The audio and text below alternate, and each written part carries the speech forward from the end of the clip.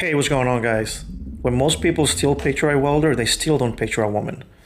And unfortunately, most of those people are right. But before anything else, I need to acknowledge something that just goes beyond numbers and workforce trends. Recently, a young female welder in Minnesota, Amber Check, only 20 years old, she was killed by a coworker with a sledgehammer. She was doing what every welder does, showing up, building a career, mastering a trade that she really cared about. Her life was taken in a place where she should have been safe. Her death really hits the industry hard, not just because she was a woman, of course, but she was only 20 years old, and then she was also a welder just trying to start her career. It wasn't just a tragedy, it was a brutal reminder that for women in the trades, the challenges aren't only cultural or professional. Sometimes the workplace that should be building their futures become places where they're really forced to think about personal safety in ways that we men don't have to. She deserves better. In fact, every woman deserves better. And if we are serious about opening the door for more women in the industry, we have to confront the fact and the reality head on.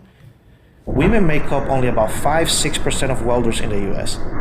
In the skilled trades, overall, they're about under 5%. In the construction trades specifically, women are about 4 or 5. Even though women make up 56% of the overall workforce in the US, that's crazy that out of over 50% of the workforce it's women and only 5-6% are in the trades.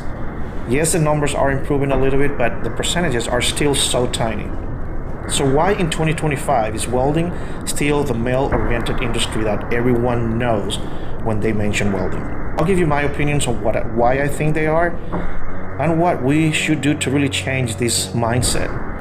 First, stereotypes and early messaging. Welding has been sold for decades as a guy's job. Heavy, loud, dirty, dangerous. Most girls never hear welding presented as a real career path.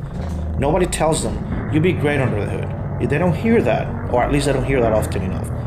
As a dad of 2 girls, this lands differently, where there's just no way that my daughters are going to grow up believing that the trade that fits our family, it's some old boys club where they just don't belong. Either we fix the culture or we admit we're okay shutting down our own kids, and I'm not okay with that. Second, visibility. If you never see a woman welding on the job, online or in marketing, your brain files welding under not for me. There are talented women welders everywhere, but the industry still mostly shows the same stock photo of a guy in the same leather jacket. That's insane, especially with how much complaining